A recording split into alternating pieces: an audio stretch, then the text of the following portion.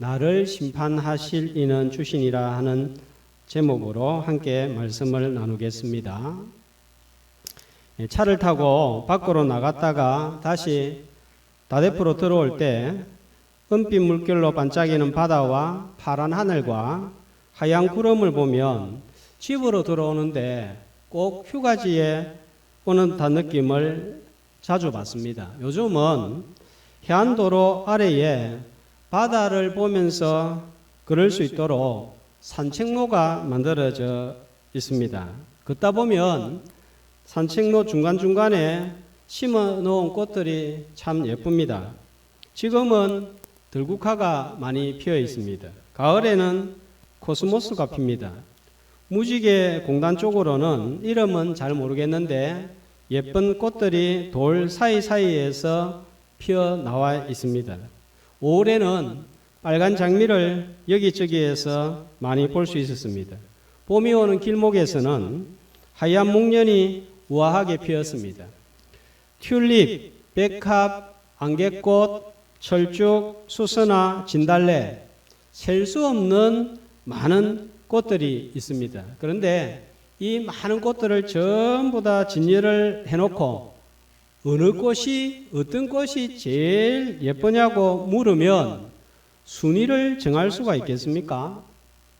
어떤 꽃이 1등이고 2등이고 어떤 꽃이 10등, 11등이라고 평가할 수가 있겠습니까? 꽃의 아름다움을 순위로 정한다는 것은 바보스러운 일입니다. 사람마다 선호도가 다르고 아름다움의 종류가 다를 뿐이지 꽃은 전부 다 예쁘기 때문입니다. 그런데도 장미가 꽃 중에서 최고로 예쁘다. 코스모스가 제일 예쁘다. 아니다, 무슨 소리 하노? 목련이 제일 예쁘다. 이렇게 우기면 웃기는 일이 발생을 하는 거예요. 어린아이처럼 유치한 일이 되고 맙니다. 그런데도 사람들은 이런 유치한 행동을 자주 잘 합니다. 고린도 교회 교인들이 이런 유치한 행동으로 교회 안에서 싸웠습니다. 분열이 되었습니다. 새벽 기도회에 고린도전서 말씀으로 함께 나누고 있습니다. 이 고린도 교회는 여러 가지 문제를 안고 있었습니다. 제일 첫 번째 문제가 하나 되어야 할 교회가 서로 싸워서 나누어진 거예요. 1장 12절에 보면 크게 네 파로 나누어져 있습니다. 바울파, 아볼로파, 베드로파, 그리스도파 나누어져 가지고 싸우고 있습니다. 어떤 사람들은 뭐니 해도 바울이 교회를 개척했으니까 바울이 최고다 추종을 했습니다. 어떤 사람들은 철학과 수사학이 발달한 고린도에서 말 잘하고 성경에 해박한 지식을 가진 아볼로를 추종을 했습니다. 어떤 사람들은 믿음은 예루살렘에서 시작이 되었고 예수님에게 직접 가르침을 받았다는 이유로 베드로를 추종했는데 주로 유대인들 가운데 그리스도인들이 된 사람들이었을 것입니다. 어떤 사람들은 나는 이파 저파 다 싫고 사람파 싫고 예수파다 그러면서 또 자기를 주장하면서 내세웠습니다. 자, 이렇게 나누어져 싸우는 것이 고린도 교회 안에 일상사가 되었습니다. 이렇게 분쟁하고 싸우는 모습은 오늘날 우리 한국 교회에서도 흔하게 볼 수가 있습니다. 심심찮게 주변에서 싸우는 교회 소식을 듣습니다. 이렇게 싸우는 모습을 보고 상처를 받고 교회를 옮기거나 나오지 않는 사람들이 생기는 거예요. 자, 이런 고린도 교인들의 화목하지 못한 모습과 행동과 신앙생활에 대하여서 한 장을 넘겨보면 3장 1절, 2절에 그 원인이 무엇인지를 알려주고 있습니다. 왜 싸우는가? 3장 1절에 보면 예수 믿고 성도가 되었지만 여전히 어린아이들 같기 때문이라는 거예요. 한마디로 말하면 미성숙하기 때문이라는 것입니다. 3장 1절에 보면 어린아이들을 다른 말로 어떻게 표현을 하고 있습니까? 어떤 표현을 사용을 하고 있죠? 육신에 속한 자. 자, 그래서 육신에 속하여 있기 때문에 3절에 보면 무슨 일이 생깁니까? 너희 가운데 시기와 분쟁이 있다. 싸운다는 거예요. 이런 자들을 가리켜서 3장 19절에서는 뭐라고 합니까? 어리석다 합니다. 왜 고린도 성도들이 예수를 믿었지만 이렇게 어린아이 같은 유치한 행동으로 싸우고 분열하게 되었을까요? 예수를 믿었지만 사람을 바라보고 세상을 바라보며 평가하는 기준이 잘못된 거예요. 예수는 믿었지만 과거에 가졌던 육신적인 눈으로 세상적인 가치관으로 사도들과 교회의 지도자들과 자신들을 평가했기 때문입니다. 그래서 오늘 본문에서는 사랑과 교회와 일을 평가하고 판단하는 기준 3가지를 제시하고 있습니다. 오늘 말씀을 잘 듣고 바른 기준으로 자신과 세상과 사람을 바르게 평가하고 시간이 지난 후에도 후회하지 아니하는 그리스도인으로 주님 앞에 서게 되기를 주님의 이름으로 축복합니다. 자, 3절, 4절 말씀을 보겠습니다. 자, 3가지 기준, 어떤 기준이 나오죠? 어떤 판단 기준이 나옵니까? 첫 번째로, 누가 나를 판단합니까? 다른 사람이 나를 판단하는 거예요. 그 다음에는요, 그 다음 판단 기준은요, 내가 나를 판단하는 것입니다. 4절에 보면, 세 번째 기준은요, 심판하실 주님이 나를 판단하는 것입니다. 하나씩 살펴보겠습니다. 첫 번째로 내가 나를 판단하는 거예요. 자신이 자신을 판단할 때 2가지 착각에 빠집니다. 첫 번째는 자신을 지나치게 나쁘게 평가하는 거예요. 2번째는 반대로 자신을 너무 과대평가합니다. 어떤 분들은 제가 보니까 성품도 괜찮고 교회 생활도 잘하고 언어 사용도 교양이 있습니다. 그런데 자신은 늘 잘하는 것이 하나도 없고 문제가 생기면 내가 잘못해서 이런 일이 생겼다고 합니다. 자학을 하는 것입니다. 반대로 어떤 사람들은 실제 자기 모습보다 자신을 더 대단하게 생각하는 거예요. 자신의 실수와 죄에 대해서는 관대하고 남의 실수와 허물에 대해서는 엄격한 기준으로 비난을 합니다. 내가 하면 로맨스고 남이 하면 스캔들 하는 식입니다. 이 사람은 철저하게 자기 중심적으로 생각하고 판단합니다. 요한계시록의 라오디게아 성도들은 요한계시록 3장 17절에 보면 자신들을 대단한 존재로 대단한 교회를 생각한 거예요. 어떻게 생각합니까? 자기는 부자다. 부족한 게 없다.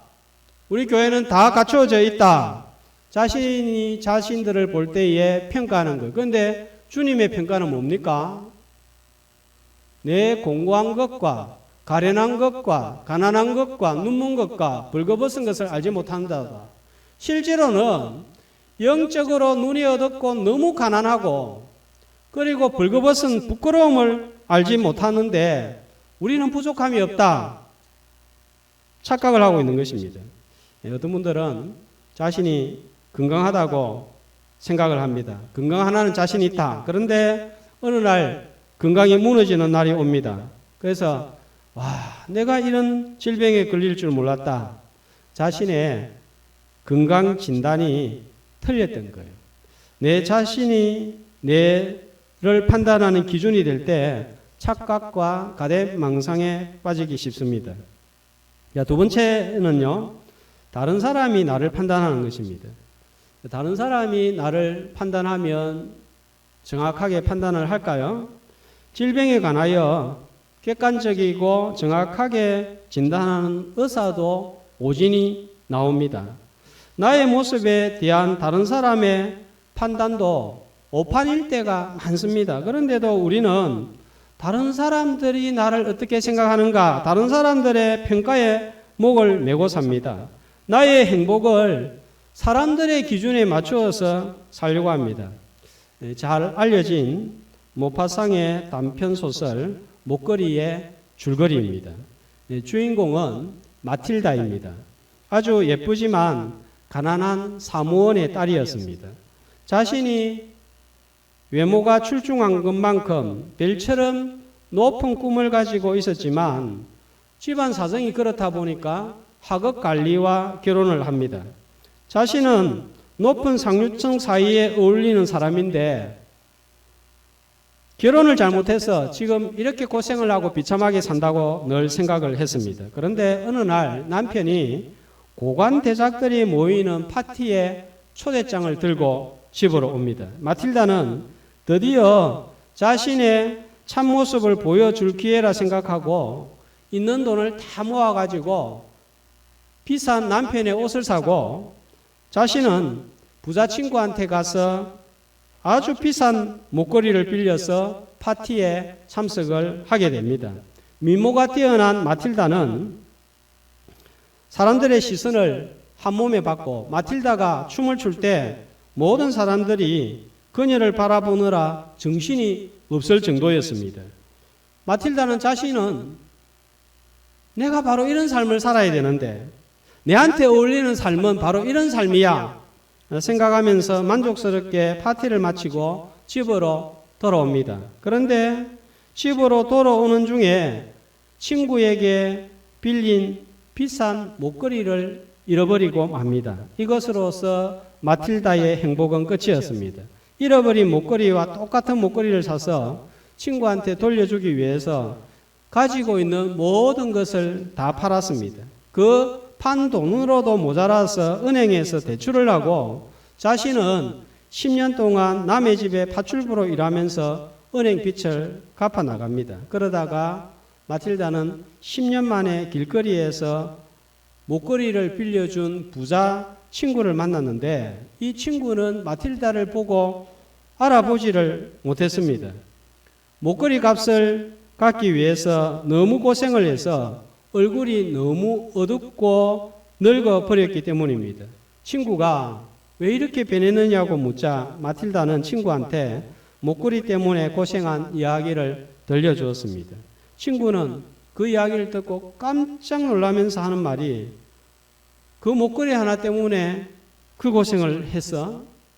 사실 그 목걸이는 몇 푼도 안 되는 싸구려였는데, 가짜였는데. 친구의 말을 듣자 마틸다는 기절할 듯 정신을 차리지를 못했습니다. 누구의 탓도 아니었습니다. 남들에게 잘 보이기 위한 자신의 허영심이 문제였습니다. 이 소설은 남들의 기준에 맞추어서 살아가려고 하는 허영심과 그렇게 살아갈 때 결과가 어떻게 되는지를 잘 보여주는 소설입니다. 사람들은 자기가 행복해지는 것보다 남한테 행복하게 보이려고 애쓰는 경우가 많습니다. 그래서 남의 눈을 의식하고 남들이 세워놓은 기준에 따라서 살아야 내가 뭔가 사는 의미가 있는 것 같고 존재의 의미를 찾을 것 같습니다. 다른 사람에게 인정받기 위해서 인정 중독에 빠진 줄도 모르고 달려가는 사람이 많습니다.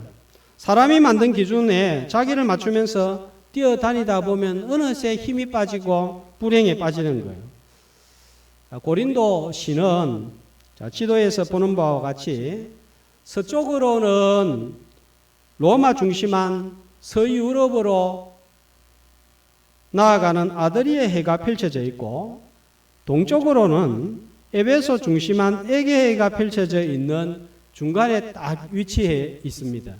아시아 사람들이 유럽으로 가려고 하고 유럽 사람들이 아시아로 가려고 하면은 고린도를 거쳐가야 빨리 갈 수 있고 편하게 갈 수 있는 거예요. 자연히 무역과 상업이 활발하고 로마인, 아시아인, 이집트인, 유대인들 같은 여러 나라 사람들이 모여들었습니다. 돈을 많이 벌어서 부유한 도시가 되었습니다. 지도에서 보면 고린도 북쪽 80km 지점에 유명한 아테네가 있습니다. 아테네는 철학과 수사학의 본거지입니다. 멀리 떨어지지 않으니까 철학과 수사학이 고린도에도 발달해서 많은 철학자들과 예술인들이 모여들어서 부자들의 후원을 받기를 원했습니다. 자, 그러다 보니까 자연스럽게 이 도시에는 누가 더 부자냐, 누가 더 말을 잘하느냐, 누가 그림을 잘 그리느냐, 누가 조각을 잘하느냐, 누가 건축을 잘하느냐, 누가 무엇이 사람이 중심이 되고 물건이 건물이 중심이 되어서 서로 경쟁하고 과시하는 분위기가 되었습니다. 이런 도시 안에 고린도 교회가 있습니다. 세상의 영향을 받아서 고린도 교회의 성도들이라고 하는 사람들도 바울이 더 대단하다, 아볼로가 더 대단하다, 베드로가 더 대단하다 이렇게 된 거예요. 지도자들을 두고도 평가하고 경쟁하는데 바로 세상의 잣대로 평가하고 사람을 판단을 했습니다. 자, 이런 경쟁과 가시의 기준으로 판단하는 것을 두고 3장 19절을 보세요. 이런 지혜를 가리켜서 무슨 지혜라고 합니까? 세상 지혜라고 합니다. 하나님께는 어리석은 것인데 하나님을 믿는 고린도 교회의 성도라고 하는 너희들이 똑같은 세상의 판단 기준으로 살고 있느냐? 그러면서 3장 21절에서는 뭐라고 합니까? 사람을 자랑하지 말라. 업적 가지고 물건 가지고 경쟁하지 말라. 그렇게 하면 불행으로 빠진다. 바울이 이렇게 전하고 있는 거예요. 우리가 예수 믿는다고 하지만 이런 세상의 기준, 다른 사람의 눈높이로 교회를 판단하고 목회자를 판단하고 다른 사람을 판단하고 나를 판단할 때가 대부분인 거예요. 그러다가 오늘처럼 교회에 오면 내 판단이 뭔가 문제가 있구나 이렇게 생각을 하는 것입니다. 그 결과 다른 사람의 작은 비판에 심하게 분노하고 약간의 거절감에 우울해하고 약간의 칭찬이나 성공에 우쭐해지고 어쩔 줄 몰라 하는 삶을 사는 거예요. 세상은 얼마나 돈이 많으냐, 어떤 직업을 가졌느냐, 얼마나 큰 영향력을 발휘하고 있느냐, 사업을 얼마나 크게 하고 있느냐, 출세했느냐, 성공했느냐, 사람들이 인정해 주느냐, 이 기준으로 행복의 유무를 결정을 합니다. 자, 이렇게 살면 진짜 피곤한 인생이 되는 거예요. 이 나이가 되도록 난 뭐하고 살았나? 힘들게 살아온 나를 더 짓밟아 버리는 거예요. 뭉개버리는 거예요. 이런 세상의 기준으로부터, 다른 사람들의 기준으로부터 자유로워지고 행복하게 살 수 있는 기준이 무엇인가요? 4절에서 바울은 제시하고 있습니다. 바울은 다른 사람에게나 누군가에게 판단받는 거 이거 내한테는 너무 작은 일이다. 나도 나를 판단하지 않는다. 자, 그러면서 자신은 누구한테 판단하고 자신을 판단하실 자는 오직 누구라 그러는 겁니까? 주신이라. 하나님 앞에서 평가받는 삶을 사는 거예요. 자, 5절 끝에 말씀 보면 이렇게 하나님 앞에 살면 뭐가 있습니까? 하나님으로부터 칭찬이 있는 거예요. 하나님께 칭찬받는 삶을 살려고 할 때 자신이 평안을 누리고 옆에 사람에게 상처 주지 아니하고 교회도 화목하고 성숙한 삶을 살 수 있다는 거예요. 꽃 이야기 조금 더 하겠습니다. 코스모스는 편안함이 있습니다. 목련은 바라볼 때 우아함이 있습니다. 장미는 기족스러움이 있고 덜국화는 서민스러운 맛이 있습니다. 전에 제가 좋아했던 꽃은 장미였는데 지금은 코스모스를 더 좋아합니다. 코스모스가 편안하고 부담이 없기 때문인 것 같습니다. 다른 사람들은 다른 이유로 다른 꽃을 좋아할 것입니다. 꽃의 종류가 다르고 예쁜 것이 다르고 피는 시기가 다 다릅니다. 봄에 피는 꽃이 있고 여름에 피는 꽃이 있고 가을에 피는 꽃이 있고 겨울에 피는 꽃이 있습니다. 꽃이 다 다르고 피는 시기가 다 다르듯이 하나님은 모든 사람을 다르게 창조하셨고 모든 사람에게 각각 자기만의 역할을 주신 거예요.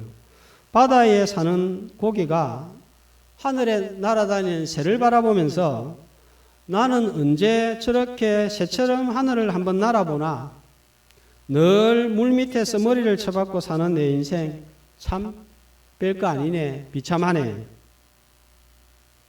이렇게 생각하면 불행한 거예요. 반대로 새가 바다에서 헤엄치는 물고기를 바라보면서 나는 언제 저 물고기처럼 시원한 바다에서 수영하면서 살아보겠나, 날아다닌다고 날개가 떨어지려고 한다, 참 피곤한 하늘 인생이네, 역시 불행한 생각입니다. 민수기 말씀과 연결을 해보겠습니다. 이스라엘 백성들이 성막을 중심으로 진을 치고 이동할 때 어떤 사람들이 성물을 메고 또 소에 싣고 운반을 하죠? 어떤 사람들이에요? 레위인들입니다. 레위인들의 후손 세 사람 누굽니까? 게르손, 고핫, 므랄이에요. 자, 이제 성막을 사진을 한번 보겠습니다. 고핫 자손이 어깨에 메고 이동하는 성물은 어떤 것들이죠? 한 10번, 20번을 한 것 같은데 완전히 새롭습니다. 그죠? 자, 고핫 자손들은 장막을 쳐서 보이지 않지만 성소 안에 있는 등잔대, 떡상, 분향단, 언약궤를 보자기에 덮어 씌워서 어깨에 메고 운반을 합니다. 그 다음에 게르손 자손들은 성막을 덮는 장막과 또 문 앞에 있는 문을 치고 있는 휘장과 저 바깥에 세마포 포장으로 되는 흰색 저런 천들을 이동을 합니다. 그리고 무라리 자손들은 눈에 보이지 않지만 저기 세워놓은 기둥들 밑에 뭐가 있어요? 은받침이 있고 놋받침이 있고 또 성소 안에 보면 늘판들이 쭉 있습니다. 또 무거운 기둥들도 있습니다. 굉장히 무겁습니다. 제일 무겁습니다. 누가 제일 중요한 일을 맡았습니까? 인간적으로 보면 녹기둥, 은기둥, 은받침, 놋받침 운반하는 머라리 자손들은 노가다 인생 같아요. 그런데 누가 제일 중요한 일을 할까요? 인간적으로 보면 가볍고 제일 앞에 가는 언약궤, 등잔대, 떡상 맡은 고핫 조선인 것 같습니다. 그런데 저 성물들 가운데, 기물들 가운데 하나라도 운반이 되지 아니하면 어떻게 됩니까? 성막은 세워질 수 없고 이스라엘 백성들은 하나님께 예배할 수가 없는 거예요. 누구의 일이 더 중요하냐? 이런 질문은 참 유치한 거예요. 어느 꽃이 제일 이쁘냐? 그거하고 똑같은 질문이에요. 각자 맡은 역할이 다른 거예요. 하나님께서 사람마다 맡겨주신 고유한 직분과 역할이 있습니다. 그것을 잘 감당하면, 자, 4장 5절에 보면 하나님으로부터 무엇이 있다고요? 칭찬이 있다는 거예요.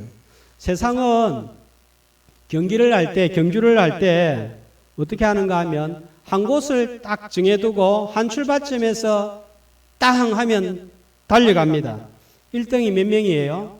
1명. 그 다음에 2등, 3등을 정합니다. 그러나 360도를 다 정해놓고 땅 해가지고 달려서 도착을 하면 1등은 몇 명이냐 하면은 360명이 되는 거예요. 하나님은 한 방향을 정해놓고 달리기를 명한 것이 아니라 주신 은사와 사명대로 각자 다른 방향으로 달리도록 하셔서 누구나 달려서 도착하면 1등이 되게 한 거예요. 이게 세상 기준과 다른 거예요. 세례요한을 한번 볼까요? 누구보다도 주님을 향하여 충성하고 살아갔던 사람입니다. 네가 그리스도냐? 물으니까 세례요한이 뭐라고 합니까? 나는 그리스도가 아니라 나는 그분이 오시는 길을 예비하는 소리에 불과하고 나는 그분의 신들매도 감당하지 못한다 그랬습니다. 그런데 어떻게 최후를 마감합니까? 계집아이의 춤장난에 의해서 목베임을 당하고 인생을 마감합니다. 인간적으로 보면 이보다 더 비참한 죽음이 없는 거예요. 심한 말로 개죽음을 당한 거예요. 그런데 예수님은 세례 요한을 가리켜서 어떻게 평가했습니까? 여자가 낳은 자 중에 제일 큰 자다. 1등이다. 이 말이에요. 바울은 디모데후서 4장 7절 8절에서 이렇게 말씀하고 있습니다. 한 목소리로 나는 선한 싸움을 싸우고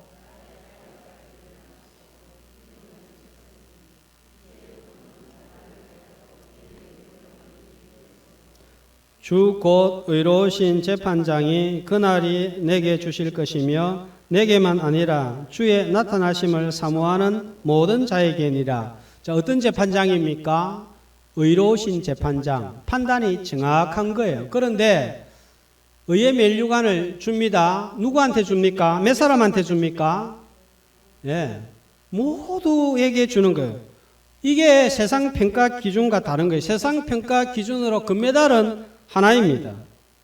그러나 하나님의 평가 기준으로 보면 모든 사람들이 자기 역할을 감당했다면 1등이고 금메달을 받을 수 있습니다. 근본적인 차이가 여기에 있는 거예요. 하나님의 평가 기준으로 모두가 1등으로 인정받는 삶을 향하여 달려가는 저와 여러분이 되시기를 주님의 이름으로 축복합니다. 자, 그렇다면 우리는 어떻게 주님이 나에게 주신 역할, 사명을 감당해야 될까요? 1절 말씀을 한번 보시면 바울은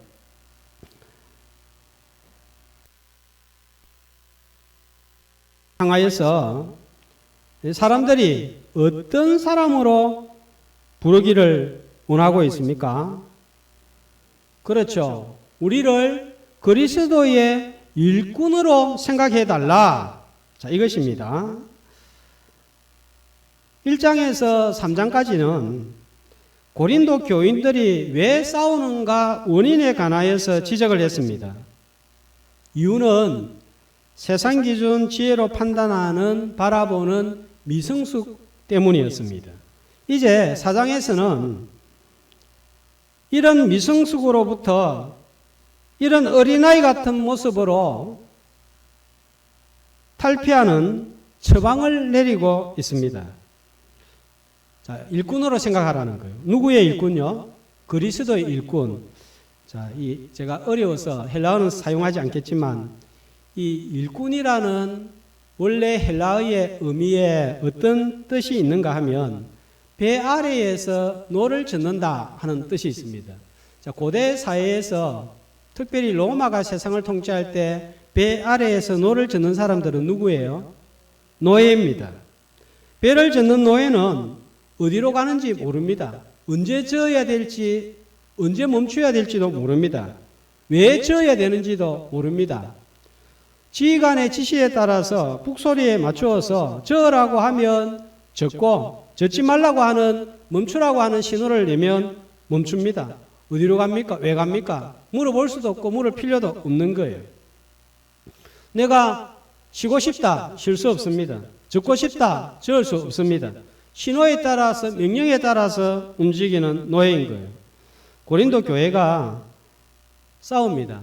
교회가 이런저런 이유로 화목하지 못하고 싸우는 모습을 계속 보게 되면 봉사하는 사람들이 어떤 마음이 들어요? 교회 나오기 싫은 거예요. 예배 드리기도 싫은 거예요. 봉사 안 하고 싶은 거예요. 그만두고 싶은 거예요. 세상적으로 끝내고 싶은 거예요. 너무 사는 것이 힘들고 어려우면 아이고, 살기 싫다. 그만두고 싶다. 그만 살고 싶다. 이런 마음이 드는 거예요. 그런데 그리스도인들을 향하여서 봉사하는 사역자를 향하여서 자, 어떤 사람으로 얘기라고요? 그리스도의 일꾼. 그리스도가 저라고 하면 젖는 자들 바로 일꾼이에요. 나는 죽고 싶은데 주님이 살아야 된다 하면 사는 거예요. 구경꾼이 아니라 일꾼이 바로 우리인 것입니다. 사람에게 인정과 칭찬을 받는 것은 너무 감사하고 복된 일입니다. 그러나 그 기준으로 일하다가 사람의 종이 되지 말라는 것입니다. 때로는 싫어도 주님이 주신 사명 역할이라면 끝까지 잘 감당하는 그리스도의 일꾼들 되시기를 주님의 이름으로 축복합니다. 자, 그 다음에 그리스도의 일꾼이요. 또 어떤 자로 여기라고요? 하나님의 비밀을 맡은 자로 여기다 그럽니다. 자, 비밀도 헬라적인 의미로 몇 가지 뜻이 있는데 하나님이 경영하다, 하나님의 경영, 하나님의 사업이라는 의미가 있습니다. 자, 맡은 자 하는 것은 청지기 관리인이라는 뜻입니다. 일꾼이라는 의미보다 청지기 개념은 조금 더 높은 개념이에요. 주인의 뜻에 움직이는 것은 종과 동일한데 청지기는 주인의 지시가 어떤 것인지를 알고 일한다는 의미에서는 종보다 나은 거예요. 구체적으로 어떻게 될지 잘 모르겠지만 주신 일을 감당하면 나도 설명은 할 수 없지만 하나님의 사업, 하나님의 경영, 하나님의 나라가 이루어진다 하는 것을 알고 일하라는 거예요.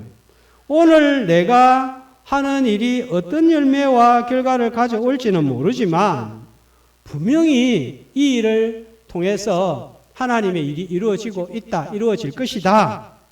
이렇게 알고 감당하라는 거예요. 요셉의 형들의 볕당과 별들이 전부 요셉한테 와서 절을 하는 꿈을 꿉니다. 그 꿈이 도대체 어떤 꿈인지 요셉 전혀 몰라요. 종으로 팔려가고 감옥에서 고생을 할 때에 그 꿈하고 지금 자기의 감옥살이하고 무슨 상관이 있는지 하나도 이해가 되지 않습니다. 그러나 총리가 되고 보니까 하나님의 구원 역사가 이루어지더라는 거예요. 이것을 알고 일하라는 거예요. 때로는 무의미한 것 같고 아무 소용도 없는 것 같지만 그것이 주님이 나한테 맡겨주신 일이라면 공부이든지 집에서 설거지하는 일이든지 가정을 돌보는 일이든지 직장이 사는 일이든지 교회 사는 봉사이든지 무엇이든지 간에 그 일을 할 때에 주님이 주님의 일을 이루어 가신다는 것입니다. 자, 그러므로 맡은 자는 어떻게 하라고요? 맡은 자들에게 구할 것은 충성이라고 합니다. 이 충성은 헬라어로 피스토스, 믿음이라는 말입니다. 맡은 일을 종으로서 청지기로서 감당을 하면 주인이 주시는 칭찬과 인정이 있을 것이다. 이것을 믿고 일하라고 합니다. 그러면 하나님께서 칭찬하실 것이고 1등으로 금메달로 인정하실 것이다 하는 거예요. 그런데 칭찬을 기대할 때 주의할 점이 나옵니다. 자, 5절 말씀해 보면 하나님으로부터 각 사람에게 칭찬이 있는데 언제요? 때가 언제입니까? 그때입니다. 그때가 언제예요? 5절 전반절에 설명이 나오죠. 주께서 다시 오실 때, 그때입니다. 주께서 오셔서 모든 것을 드러내실 때, 그때입니다. 당장 받지 못할 수도 있다는 거예요. 헌신을 하고 수고를 하고 봉사를 하고 헌물을 한 후에 하늘을 쳐다보면서 하나님, 내가 이렇게 참 뭔가를 드렸는데 했는데 뭐 떨어지는 거 없습니까? 지금 당장 아닐 수가 있다는 거예요. 분명히 떨어지는데 지금이 아닐 수가 있다는 거예요. 시간이 지나야 될 때가 있고 내 자녀 세대에 떨어질 수도 있고 아니면 주님이 다시 오실 때일 수도 있습니다. 분명한 것은 주님의 기준으로 일했을 때 반드시 칭찬이 있다는 것입니다. 이것을 가리켜서 3장 12절 말씀에서는 이렇게 말하고 있습니다. 하나님의 집을 건축하는 건축 재료 6가지가 나옵니다. 자, 뭡니까? 금, 은, 보석, 또 나무, 풀, 집. 6가지를 크게 두 부분으로 분류할 수 있습니다. 어떻게 분류할 수 있는가 하면요. 하나는 불이 났을 때 타는 것과 사라지지 않는 것. 하나님의 기준으로 일한 것들만 금, 은, 보석같이 사라지지 않고 그날에 드러난다는 거예요. 무슨 일을 하고 있습니까? 세상 기준인 과시와 경쟁이 아니라 주님의 기준으로 큰 일이든지 작은 일이든지 낮은 자리든지 높은 자리이든지 비교하지도 말고 구분하지도 말고 나에게 주신 역할을 그리스도의 일꾼으로 청지기로서 충성되이 감당함으로 주님 다시 나타나실 때 모두가 1등으로 칭찬받는 그리스도인의 삶이 되기를 주님의 이름으로 축복합니다.